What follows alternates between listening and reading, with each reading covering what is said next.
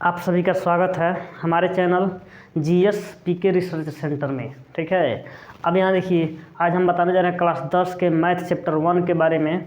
और चैप्टर 1 में एक बहुत ही अच्छा और बहुत ही इम्पोर्टेंट प्रश्न है जो कई बार, ठीक है, या ये समझिए कि हर बार ये बहुत ही अच्छे अंकों में पूछा जाता है। ठीक है, तो प्रश्न है कि सिद्ध कीजिए कि √3, √2, √5, √7 एक अपरिमेय संख्या है। जैसे कि 4 क्वेश्चन है, हमने चारों को एक ही प्रश्न में लिख दिया है, आसान हो जाएगा, एक ही लाइन में लिख दिया गया है। और प्रश्न ये है कि सिद्ध करना है कि √3, √2, √5 और √7 एक अपरिमेय संख्या है। ठीक है, अब इसको देखिए सिद्ध कैसे करते हैं। जैसे मान लीजिए इसमें हम पहले इसको लेते हैं पहला, ठीक है, √3 को। अभी देखिए यहाँ पर लिखा है कि सिद्ध कीजिए कि √3 एक अपरिमेय संख्या है। यहाँ पर लिखा है अपरिमेय संख्या है, ठीक है, लेकिन हम यहाँ पर मानते हैं, यहाँ लिखेंगे माना √3 एक परिमेय संख्या है। ठीक है,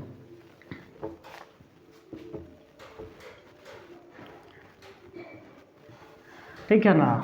अब जो √3 है उसको सबसे पहले हम परिमेय संख्या मान के चलेंगे। ठीक है, सबसे पहले परिमेय संख्या मानेंगे। और परिमेय संख्या अगर ये परिमेय संख्या है ना, तो इसको क्या करेंगे, √3 बराबर P/Q।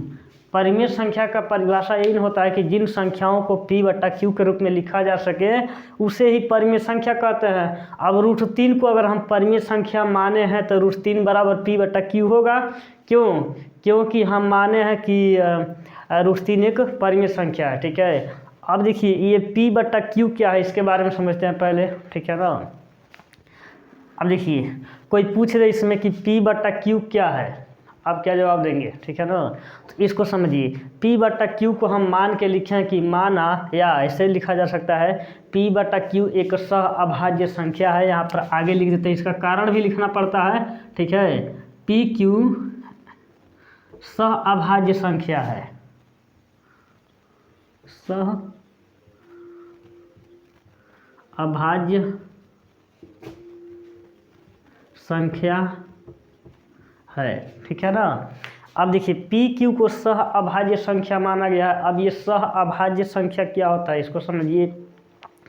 अब इसको सह अभाज्य संख्या क्यों मानेंगे, ठीक है, या इससे सह अभाज्य क्यों मानते हैं, इसका मतलब क्या हुआ। ठीक है ना, अब देखिए अगर PQ को सह अभाज्य संख्या माने हैं, इसका मतलब ये हुआ कि P और Q में एक उभयनिष्ठ गुणनखंड मात्र एक होगा, 1 होता है। मतलब कि इन दोनों का HCF 1 होना चाहिए। ठीक है, सह अभाज्य संख्या का मतलब होता है कि जिन संख्याओं का HCF 1 होता है उसे सह अभाज्य संख्या कहते हैं। ठीक है ना, फिर समझिए इस बात को, जिन संख्याओं का HCF 1 होता है उसे सह अभाज्य संख्या कहते हैं। जैसे एक दो यहाँ पर उदाहरण के लिए देखिए बता दे रहे हैं। जैसे मान लीजिए 3 है और ये 5 है। ठीक है,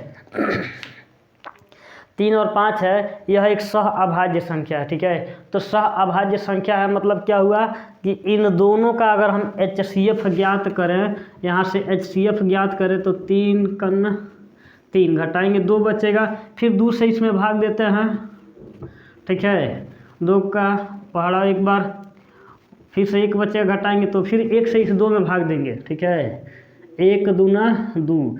यहाँ देखिए 3 और 5 का HCF 1 निकला है। ठीक है, तो सह अभाज्य संख्या का मतलब होता है कि उसका HCF 1 होना चाहिए।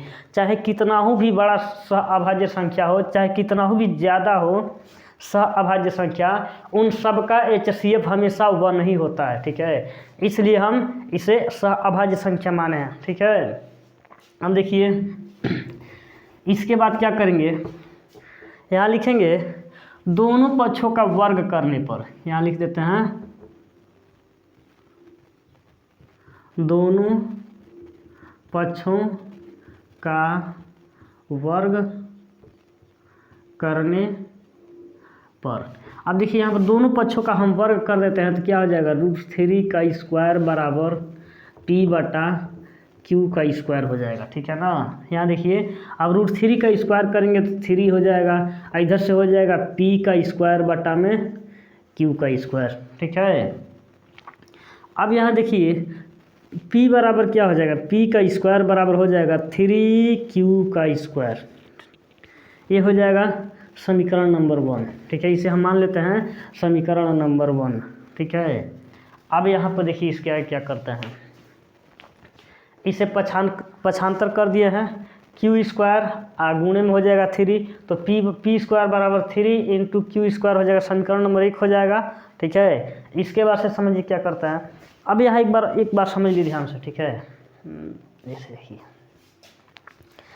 ये जो है ना p का स्क्वायर का गुणनखंड पी स्क्वायर के गुणनखंड के रूप में प्राप्त हुआ है 3 इंटू क्यू का स्क्वायर। इसका मतलब हुआ अगर पी स्क्वायर, जो पी स्क्वायर है ना 3 से विभाज्य है, इसका मतलब होता है कि पी स्क्वायर, यहाँ लिखेंगे पी स्क्वायर 3 से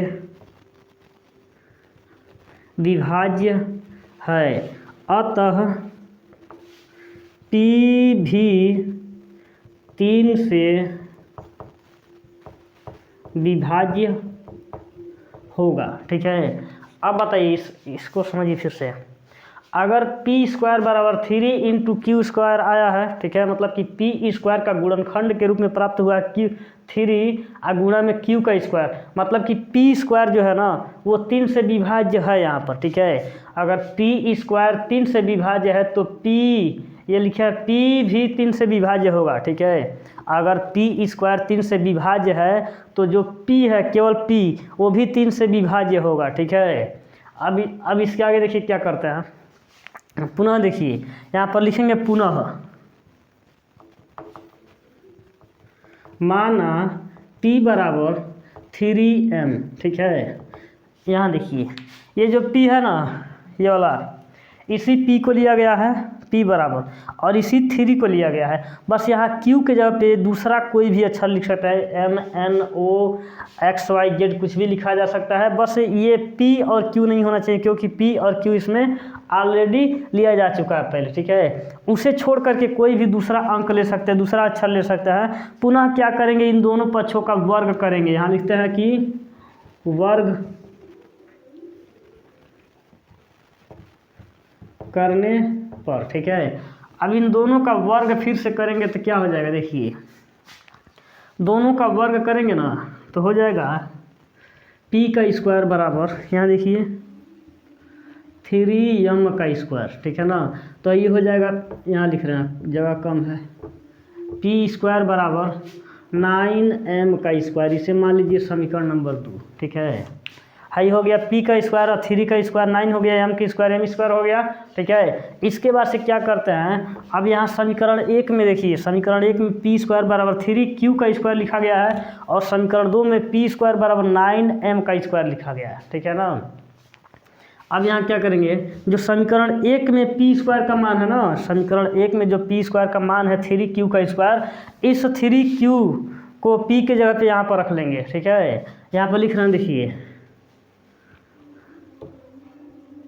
समीकरण 1 से p स्क्वायर का मान समीकरण 2 में रखने पर। ठीक है, अब यहाँ देखिए 3q का स्क्वायर, ये है ना p का मान, p स्क्वायर का मान है ना 3q का स्क्वायर, अब बराबर हो जाएगा ये वाला 9m का स्क्वायर। ठीक है, अब 3 से इस 9 को काट देंगे 3 बार में, तो आंसर इसका हो जाएगा q स्क्वायर बराबर 3 और m का स्क्वायर, इसे समीकरण नंबर 3 मान सकते हैं अपने समझने के लिए। ठीक है, यहाँ तक समझ में आ गया। फिर समझिए, फिर यहाँ से यहाँ पर है p स्क्वायर बराबर 3q का स्क्वायर, और उसी के आगे लिखा गया है q स्क्वायर बराबर 3m का स्क्वायर। ठीक है, मतलब कि यहाँ पर जो p स्क्वायर है 3 से विभाज्य है, तो p भी 3 से विभाज्य होगा। यहाँ पर भी q स्क्वायर जो है ना 3 से विभाज्य है। ठीक है, तो q भी क्या होगा, 3 से विभाज्य होगा। पुनः यहाँ पर हम लिखेंगे चूँकि q स्क्वायर 3 से विभाज्य है, अतः q भी 3 से विभाज्य होगा। ठीक है, अब समझिए, यहाँ पर लिखे हैं P भी 3 से विभाज्य होगा और यहाँ पर लिखे हैं Q भी 3 से विभाज्य होगा। मतलब कि P जो है वो भी 3 से कट रहा है भाग देने पर, Q है ये भी कट रहा है 3 से भाग देने पर। मतलब कि दोनों के गुणनखंड में उभयनिष्ठ गुणनखंड 3 है। मतलब कि इस दोनों का HCF निकल गया 3। यहाँ पर हम बताए थे कि P और Q सह अभाज्य संख्या है तो इसका HCF हमेशा 1 होगा। लेकिन यहाँ पर क्या हो गया, P और Q का HCF यहाँ पर 3 आ गया। मतलब कि जो हम शुरू में मान के चले थे वो गलत हो गया यहाँ पर। ठीक है, शुरू में हम मान के चले थे कि P और Q सह अभाज्य संख्या है और सह अभाज्य संख्या है तो इसका HCF हमेशा 1 होगा ना। और लास्ट में आया है P बराबर 3Q। हाँ, P जो है 3 से विभाज्य है और यहाँ आ गया कि Q है जो है वो भी 3 से विभाज्य है। मतलब कि P और Q दोनों 3 से विभाजित होता है। ठीक है, और दोनों 3 से विभाजित होता है मतलब कि दोनों का HCF 3 हो गया। अब बताइए, जो हम शुरू में मान के चले थे ना कि P और Q सह अभाज्य संख्या, इसका HCF हमेशा 1 होगा, लेकिन यहाँ पर वो इसका HCF 3 आ गया। जो शुरू से में हम मान के चले थे वो यहाँ पर गलत हो गया। ठीक है, अब यहाँ पर हम लिखेंगे, यहाँ विरोध